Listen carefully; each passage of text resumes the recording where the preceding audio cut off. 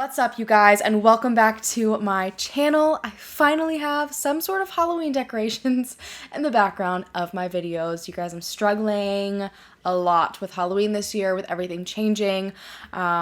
I'm someone that typically goes all out. I always have my house decorated. You guys know I always dress up for Halloween. I always take my kids trick-or-treating. I always go to Halloween parties. I have something to do at all times during pretty much the entire month of October in relation to Halloween, but this year is obviously a little bit different. So I wanted to bring a really awesome option for those of you that want to do something fun and interesting for Halloween, but you might need to do it from the comfort of your own home. And that is Hunt a Killer, who is also today's sponsor. You guys know I'm obsessed. That's honestly probably putting it lightly with Hunt a Killer. I don't think I'll ever get over how unique and freaking awesome this game is. So Hunt a Killer is basically a murder mystery subscription where you get a box delivered to your door filled with all sorts of evidence and bits of information in relation to you solving a case. Right now you can help a woman named Julie Adler solve the murder of a missing famous actress that actually vanished from her family's theater in the 30s, and then she later on unearthed the remains of. The board of directors involved with her theater is trying to force Julie Adler out while she is in the process of trying to find the truth, so she's heavily relying on you to help her do that. You are given the task of examining evidence, and that could be absolutely anything from audio recordings, which is actually really awesome, case files. There are objects that you'll actually get inside of your box that came from the theater, and each piece in the box is wildly realistic. Like, it will shock you every time, and it's always a huge challenge. There's some tricks to some of the pieces of evidence, and that's all I'm gonna say. But on top of that, you're also introduced to an entire storyline through every single box. You're learning about the characters and their backgrounds. Every new box that is delivered to your door provides you with new information and evidence that you have to sift through that keeps the investigation ongoing and more than likely will keep you up all hours of the night trying to find out who the killer is. But in my opinion, the absolute best thing about Hunt a Killer is that a portion of proceeds from each and every single box goes to the Cold Case Foundation to help solve real-life cold cases. Right now, all of my subscribers can go to huntakiller.com/Danelle Hallan and use code Hallan for 20% off your first box. Again, all you have to do is go to huntakiller.com/Danelle Hallan and use code Hallan for 20% off. It supports me. It's something awesome that you can do for Halloween through a Zoom call, by yourself, depending on the level of sad girl I get to. That might be me this Halloween. It also shows support to my channel as well as the Cold Case Foundation. Thank you again to Hunt a Killer for sponsoring today's video, and now into the case. So today we will be speaking about a serial killer, well, a potential serial killer known by the name of Royal Russell Long. And we're going to start off with the Rawlins Rodeo murders from Wyoming. And I asked you guys on Instagram about a week ago for Halloween case suggestions because I wasn't initially planning on doing it. So I didn't have my list compiled like I normally would. And you guys gave me a ton of great suggestions, and I stumbled across this on my list and I was blown away. And I can't fit it into Halloween, I don't think so. Here we are. So the list of people that are involved in today's video, the suspected victims of this potential serial killer, they're just one of, I think, many, many more that have not been uncovered yet. Myself, as well as some law enforcement and a lot of other people, believe that Royal Russell Long could have killed many more people, and I was shocked that I had not heard this story before a single time. I have never seen or heard anything about it, and because there's such huge potential that there could be more victims out there, I wanted to tell this story as soon as I possibly could. It all started in Rawlins, Wyoming, which is the home to the Little Britches Rodeo, and the Little Britches Rodeo is basically like a 4-H competition type of deal. It's a rodeo for kids, pretty much. And the rodeo was very well known in the area, and it pretty much put the small town of Rawlins on the map. Little Britches Rodeo started in 1952, and it had its very first event in Rawlins at the local fairgrounds in 1963. And then by 1974, it had turned into a regional event, something that was huge. It was a week-long event over the week of 4th of July. It would draw in people from all the neighboring states. There were lots of people coming from far and wide to be a part of the competitions, and on top of that, this particular year, 1974, they were doing a fireworks show. So this was very exciting for everyone in the community and the surrounding surrounding areas. For Rawlins, this was also kind of a big deal because, again, they were a smaller, quieter community. So this brought in a ton of new faces, a ton of new people. It was just an exciting experience. Plus, all the businesses, would just boom during this time period. And I just want to also make it clear that Little Britches Rodeo, they didn't just do an event once a year. This was like their big event, but they would hold smaller rodeo events. But nobody really questioned the safety of the event. I don't think anything had ever happened before, and it was always seen as an exciting thing.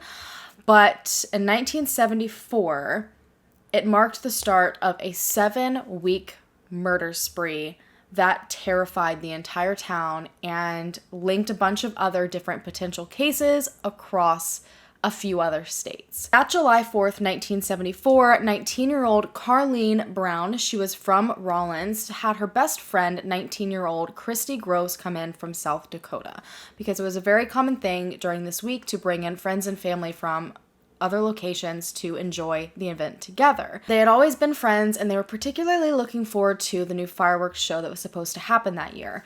So that day, they had plans to go to the fairgrounds and hang out for a little while before the fireworks were supposed to start, so they headed off in their van to the fairgrounds, but Carleen and Christy were never heard from again. Pretty quickly, authorities were notified that the girls had left to go to the fairgrounds, but they never came back and nobody could contact them. So authorities went to search the area, and I've seen conflicting reports, but most reports seem to state that the van that the girls took to the fairgrounds was found in the fairgrounds parking lot, but there was absolutely no sign of Carleen or Christy. Now, since both of them were 19, authorities figured they willingly took off, and Carleen in particular was known to have a wild streak, and I mean that in like the best way possible.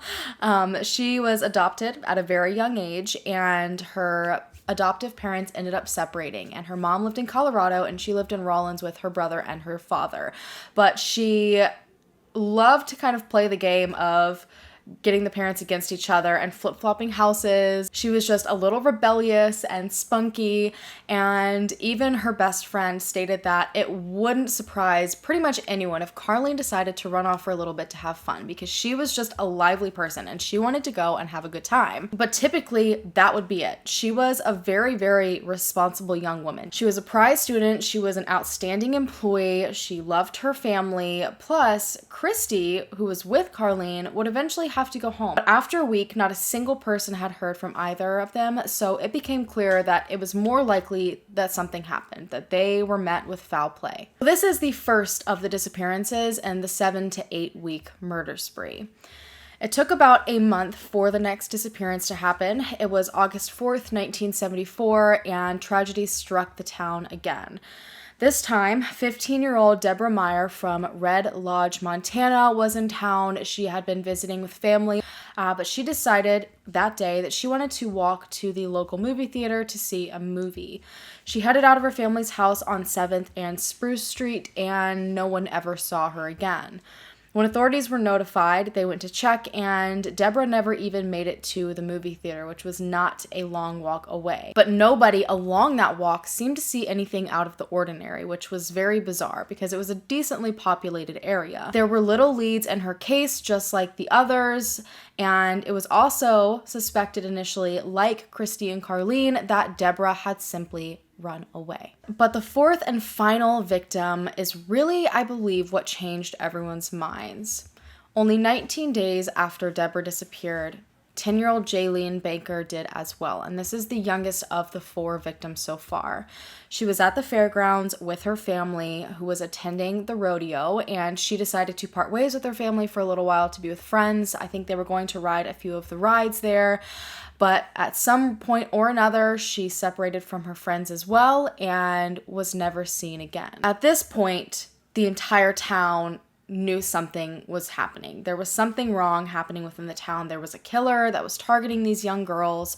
And I think that initially, when all of these first disappearances were happening, they were a little bit older and they were people that may have ran away. And so I think everyone was just kind of hoping that the fun of the summer had swept up these young teenage girls into a life of adventure, somewhere further away, and that nothing nefarious was happening. But now that this 10-year-old girl had vanished, everything switched. Authorities actually did have a few different leads in Jaylene's case, unlike most of the others, but every single person of interest was very quickly ruled out. They all passed polygraph tests, and they were really working hard on these cases. There were two individuals arrested all the way in Salt Lake City, Utah, from a DUI, something totally unrelated, not even in the same state, and somehow they went and questioned them as being potentially involved because they had, in fact, been in Rawlins the day that Jaylene went missing. That ended up being entirely ruled out, and then unfortunately a lot of the other potential leads never got into the right hands. There was a trucker that ended up calling authorities at one point to report that he was almost positive he saw Jaylene driving in the car on the interstate near the town with a man and a woman. And he said he was so sure of this because he had just been at a truck stop with Jaylene's missing persons poster up, and her face was pretty much fresh on his mind. But unfortunately, this time and a handful of others, the information was never given to an on-call officer, so a lot of these different leads were just never checked. At this point, all of the cases went quiet.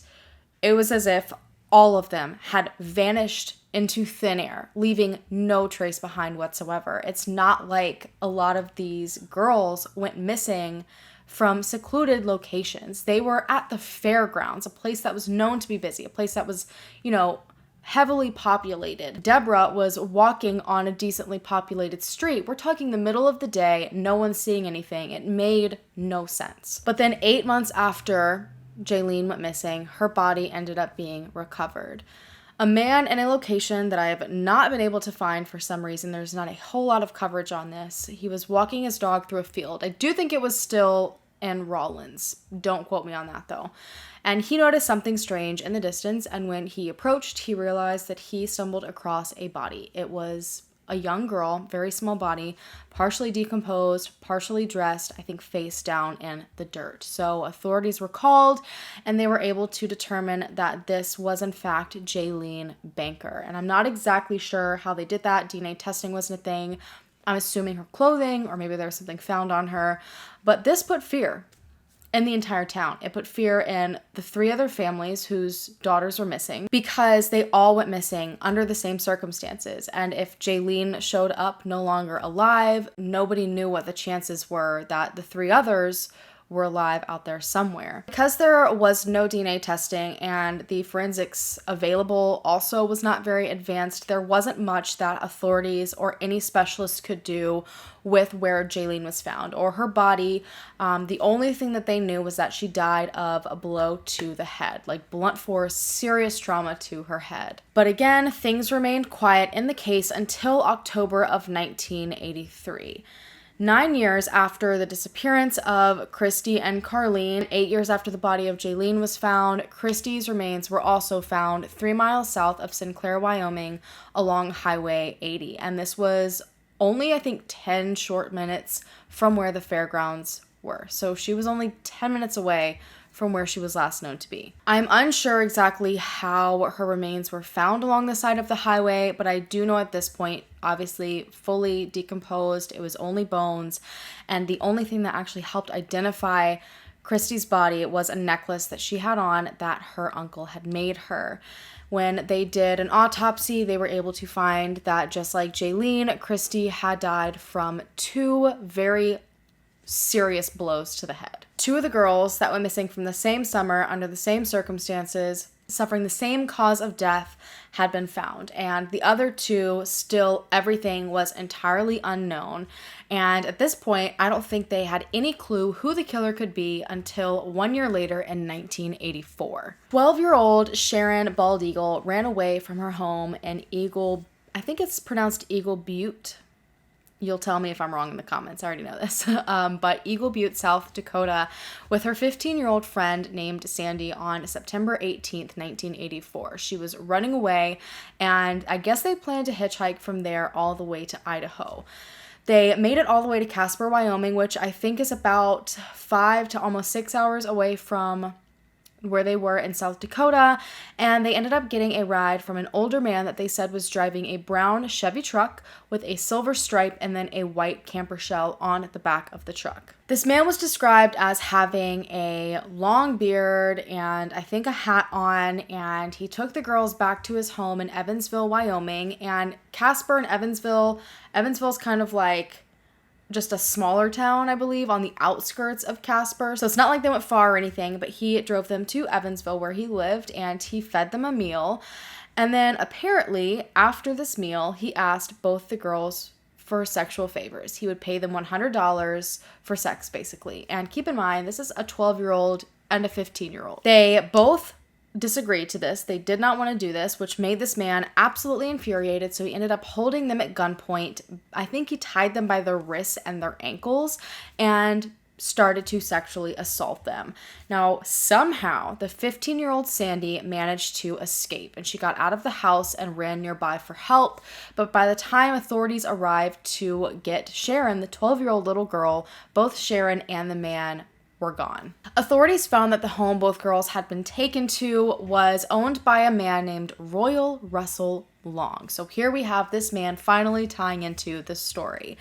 He didn't have much of a criminal history. I mean, he did have a few things, but not like violent history. So authorities started a manhunt to look for Long and look for the 12-year-old girl. They weren't sure exactly what to think, though, because when they did search Long's home, they found a significant amount of blood within the home. It was enough that someone likely suffered from a fatal wound, and it probably wasn't Long himself, but they continued on the search for both of them.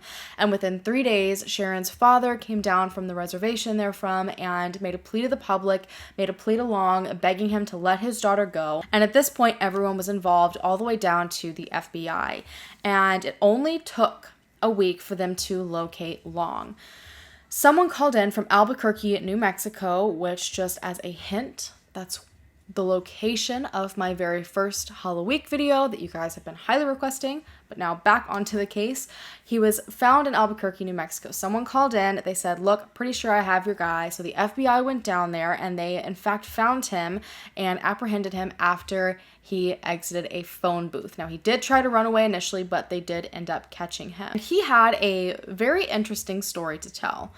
For the most part, it remained consistent with the statement that Sandy gave authorities after she managed to escape from his home, but there are definitely a few important changes. He admitted that he picked both of the girls up in Casper, and he did also admit that he took them back to his home where he fed them.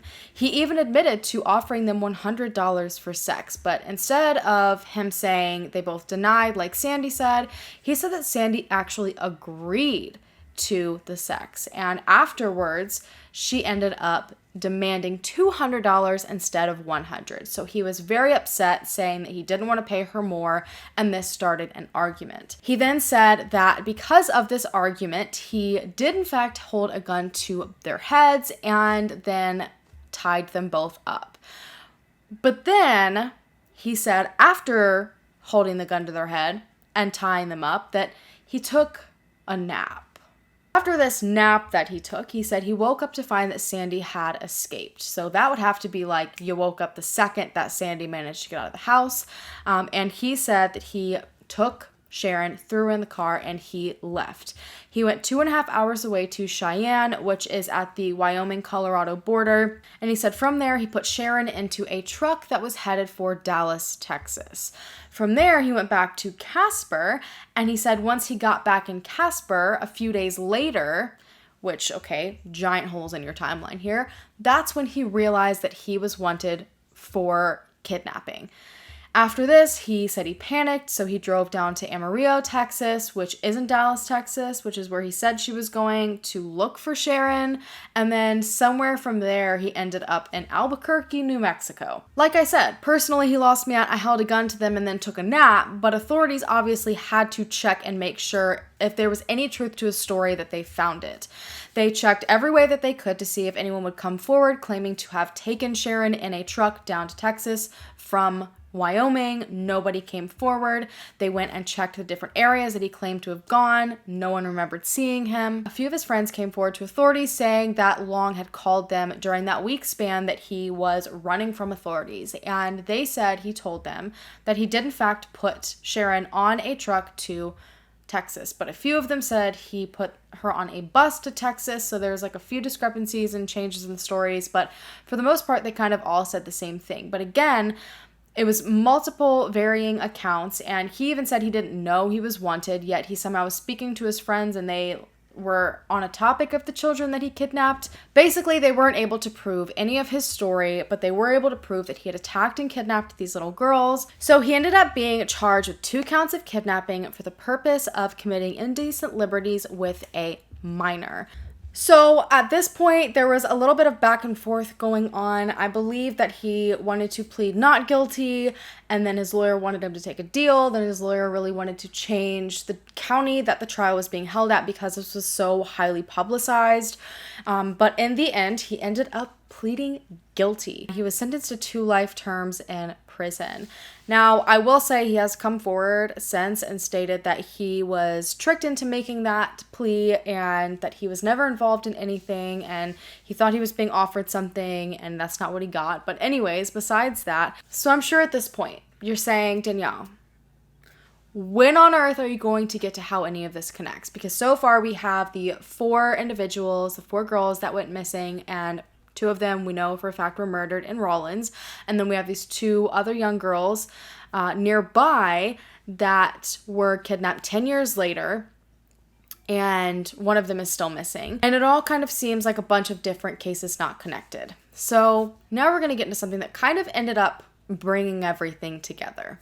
So after he was charged, convicted, sentenced in the kidnapping of both Sandy and Sharon, this made pretty big news. And people around the country, law enforcement, started to look into their cases to see if he could have potentially been involved in anything else. Because while he didn't have an extreme criminal record, that didn't mean that he just wasn't caught for previous crimes. And because of how things happened, he seemed like he had done this before. Like he so flawlessly managed to get these girls back to his house, and it was almost like Sandy got out by luck. And lo and behold, authorities from Oklahoma City, Oklahoma ended up calling in saying that they were pretty sure he was involved in one of their cases from 1981, so just a few years prior. On September 26, 1981, 2 13-year-old girls named Cinda Pallett and Charlotte Kenzie went missing from, you guessed it, their local fairgrounds. Now, I'm sure at this point you're like, okay, things are kind of making sense. Charlotte and Cinda had plans that day of going to the fairgrounds and then having a sleepover at Cinda's house. And shortly after arriving to the fairgrounds, they ended up being approached by a middle-aged man who had a job offer for them. This middle-aged man said that he would pay them $5 an hour if they unloaded stuffed animals from a truck to take around to the different stands at the fairgrounds. Charlotte ended up calling her mom to make sure that all of this was okay before they went ahead and did it, and her mom ended up allowing her. Cinda was allowed to as well, so the only rule was that Charlotte had to call her mom that night by 9 p.m., and obviously to just be safe. So the girls accepted this job from this unknown man excitedly, headed off with him, and they were never seen again. Authorities jumped on this case, and witnesses started to come out of the woodworks. Multiple children had gone to the fair that day, and many of them claimed to have spoken to the exact same man with the exact same offer. But 2 stories really stuck out. 2 girls named Haley and Michelle had been approached by this man, and they were offered the same job, but they kind of felt like something was off. He gave them $2 right off the bat, saying that they could go ahead and have that money in advance to go buy themselves a hot dog, and then he instructed the girls to go to a truck in the middle of the parking lot, and there they would meet with another man, and they would have to wait there until he was able to run to the fairgrounds office to get a few things and then come back to the truck, and then they would get these stuffed animals. And when he told them this, they're like, okay, kind of strange we have to go wait with a strange man at a truck in the middle of the parking lot, but all right. But then he walked away, and he was heading the opposite direction of the fairgrounds offices, which is where he said he was going. So they ended up following him and started pestering him with questions. They're like, what's going on? You know, what stuffed animals are we getting? I mean, really started to question him. And they said they could tell that he seemed concerned, like he'd been found out. So he kept trying to reassure them, you know, this is a good job, all this. And eventually they said, you know what, our parents are actually right over there. We're going to go over there and talk to them about this job. And he initially agreed to this, but they said it was just like a look of panic on his face. And after they turned around and started walking away, he actually walked up to them and was like, you know what, never mind. Let me get my money back. Let me get my $2 back. I'll just find someone else to do the job. 2 teenage boys also had a run-in with the man, but they got much further than both of those girls did, and they also were likely the very last ones to see Charlotte and Cinda, the 2 girls that ended up actually disappearing. The boys were Lance Rumsey and Brian Head. They were also approached by this man with the same deal, and they ended up getting into the car with this man. It was a 2-door 1980 or 1981 Pontiac Grand Prix, and the boys said that when they got into the car, Charlotte and Cinda were in the car as well.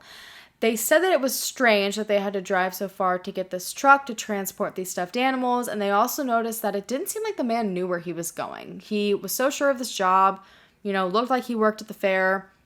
He seemed to know what he was talking about, but he was just aimlessly driving. And eventually, they ended up stopping at a truck stop off of Interstate 40, which very important to note in my opinion. The man told the boys to get out of the car. He handed them $10 and said, you wait here, so that he could go and find the truck. And he got into the Grand Prix with the 2 girls still sitting in the back and drove off and never came back. Those 2 teenage boys, the 2 girls that almost became victims, and all the other witnesses described the exact same person. A man between the ages of 35 to 50 years old that was a little over 6 feet tall.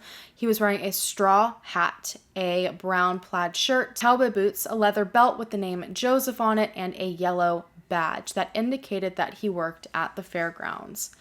He had a large beard that was dark and it had bits of gray in it, and he also wore wire-framed glasses. And they were getting the same description and such a great description over and over again that they decided to go ahead and create the best sketch that they could. Initially, authorities believed this is going to be easy to figure out who took these girls. If it's someone that clearly had a badge to work at the fairgrounds, we can easily get an employee list. We can figure out who this is, look at people, we'll be good. And then it seemed even easier because they managed to find the yellow badge this man was wearing in the parking lot where he dropped the boys off. And it had the name Don Corey on it, who was in fact a carny that worked at the fairgrounds. Being the most obvious subject, they wanted to track him down, and they tracked him down all the way to Texas, and they brought him in on charges, like fully charged him for the disappearance of both girls. However, this came to a halt about as quick as it started. Don had a bulletproof alibi. He was not in Oklahoma at the time these girls disappeared. He was not working at that fairgrounds. He was in Texas. It was absolutely provable. So someone had basically taken his identity, pretended to be him in order to take these girls. So now authorities are like, well, crap. But then when the story of Sandy and Sharon came out, authorities said, okay, wait a minute. Authorities spent the next year after Long's sentencing putting together puzzle pieces, and Long had a history. He had a history of working part-time as a carny, and he also was a long-distance truck driver. So he was very familiar with lots of places around the country. In my opinion, he might have even gone to a place, wasn't super familiar with it, maybe wandered around a bit, like the boy said, and then ended up at a place he probably knew, aka the truck stop where the boys were dropped off. Guess who was in Oklahoma City when the girls disappeared? Royal Russell Long was. He was long distance driving at this time, and he'd actually shown up in the city the day before. So they already were able to put him in town. They also found that he had gone to the fairgrounds the day that the girls disappeared. And then to take it a step further, he rented a car while he was there because he obviously can't just drive the truck around everywhere. And he rented a Pontiac Grand Prix. Not to mention, he looks absolutely identical to the sketch that had been drawn years prior. Authorities found the car that he rented. Now, from my understanding of the story, they hadn't looked deep into Royal Russell Long until after Cindy and Sharon. So I'm pretty sure it had been years at this point, but they were able to find a bloody boot print on the car mat, as well as a large bloody spot in the car that experts said appeared to be the shape of one, possibly two smaller bodies. They also found long hairs in the trunk of the car that matched Cinda's hair, and there were animal hairs as well, two different kinds of animal hairs matching animals Cinda had been around right before her disappearance. They were able to search Long's home as well, and while there they found a long blonde hair at his home that strongly matched Charlotte's hair, and they also found the cowboy hat matching the exact one that was described from that day, and they were able to take this to the different witnesses, all of which confirmed this in fact was the hat that I saw the man wearing, the same man that ended up taking both of these girls. Because of all of this, Long ended up being charged in the kidnapping and murder of both of these girls in August of 1985. So they just like pedal to the metal, took off, charges, kidnapping, and murder. The prosecutors made it all the way to pretrial, but as soon as things really started going, everything fell apart, which honestly I am not understanding, and I wish I was able to get more information into this. So one of the teenage boys, the defense was able to get his testimony thrown out because he had been hypnotized 3 days after the girls went missing. And the defense claimed that because he was hypnotized, at this point, he would not be able to determine the difference between what he actually remembered and what was suggested to him during hypnosis. So that's one pretty large witness completely gone. But most of the physical evidence ended up being thrown out as well. I'm assuming that the hairs were thrown out because at this point in time, there was not a lot of advanced forensic testing. That seems to be an ongoing problem in this case. And they couldn't do much to say for 100% certainty that the hairs belonged to Cinda.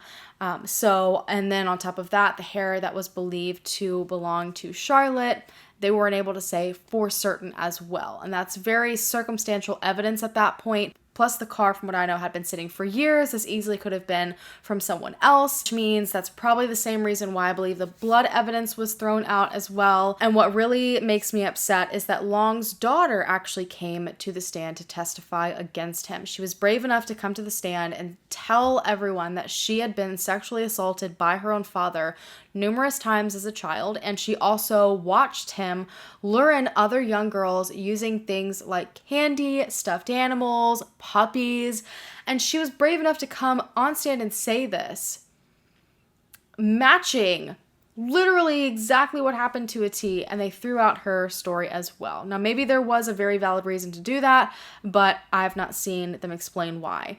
I do believe Sandy even came, who he had just attacked previously, and she managed to escape him, and still it just wasn't enough to make a difference. So with all of that evidence thrown out, the trial went with it. Long was taken back to prison in Wyoming and never convicted of the kidnapping and murder of both Charlotte and Cinda. And authorities and their families were devastated, and a lot of the public, because that is a lot of damning evidence. I mean, look at the picture alone, the sketch alone.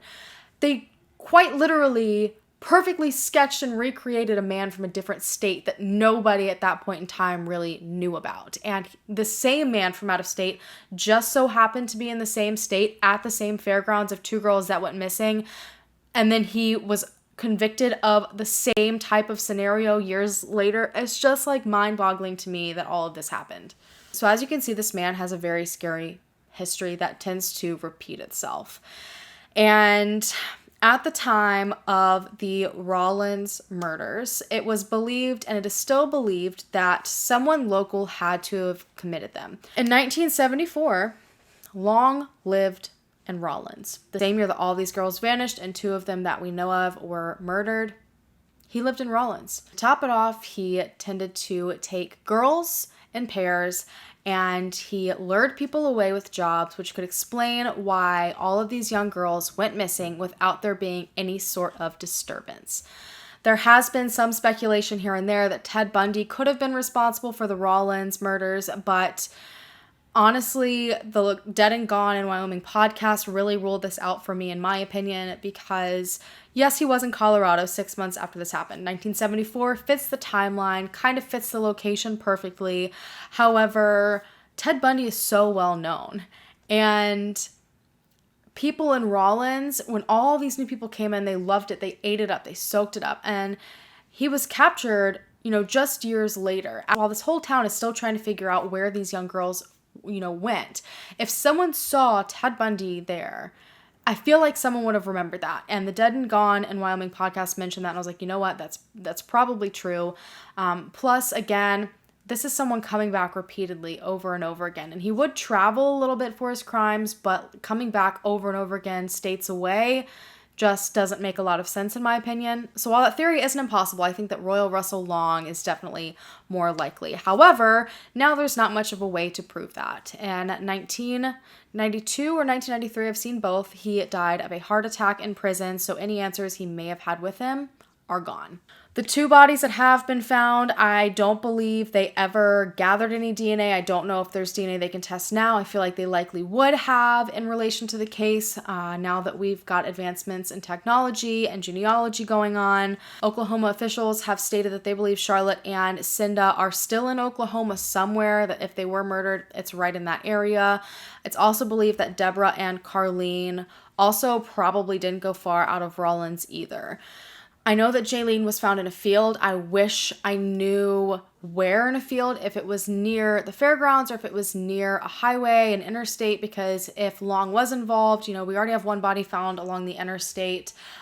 He seemed to frequent these truck stops. There's this whole truck stop thing that he left these boys at if he was responsible for that. So, obviously, that would be the most obvious place to look since that may be where he continuously would dispose of bodies.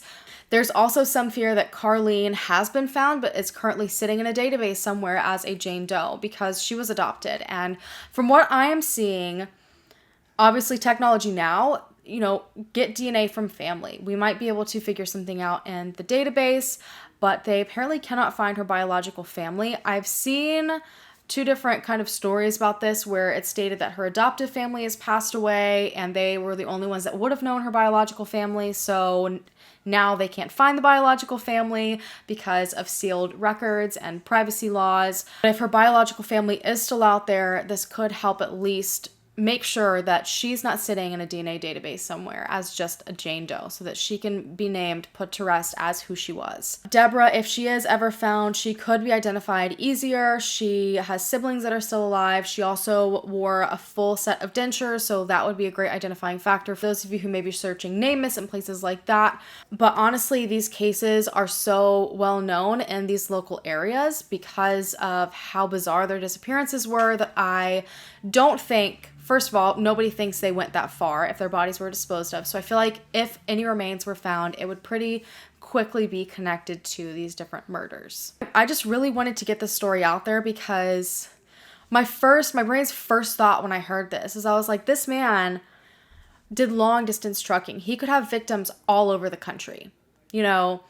He obviously didn't have any other crazy record, and he clearly was able to get away for things for a while. Granted, keep in mind, he was never convicted for a lot of these things, but I genuinely believe it's a huge chance he was involved and responsible for the Rawlins murders. So it seems he was just very good about making himself a ghost. He went to places where nobody would know him, nobody would recognize him, managed to get these girls away in a way that they didn't argue with him, and then he disposed of them and he moved on. It reminds me a lot of Israel Keys, that sort of concept of like going to a new place, not making any noise there, and then just disappearing. I kept thinking about Misty Copsey, but that happened in 92, right around the time he died. So obviously he couldn't have done that, but like all I can think of is people that have disappeared at fairgrounds, girls, in that time frame. And it's just, I can only imagine how many individuals might be out there that could be linked to him. And that's a really terrifying thought because you guys are located all over the place. Hopefully you can look into this to see if there is any sort of connection to a missing person in your area in the early 80s, possibly the 70s, because I think it's very likely he did this for way longer than we believe. But let me know what you think down below. I know the Ted Bundy theory is like widely accepted by a lot of people. I think people just kind of want to sensationalize Ted Bundy in my personal opinion. opinion. But this is scary. This is one of those things where it's like, you never know. But that is all I have for you guys today. I cannot wait to see you guys next week for Halloween. I guess I'll go ahead and tell you what my first video is. As long as everything goes as planned, I will be covering the West Mesa Bone Collector. So that's something that's been very highly suggested. It's something I've wanted to cover for a very long time. So that's coming, along with a bunch of other cases that I think you guys will really be interested in hearing about.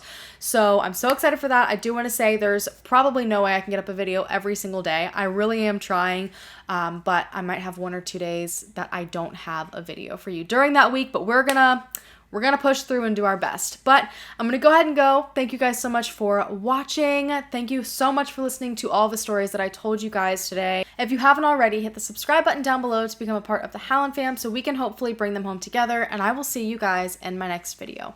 Bye.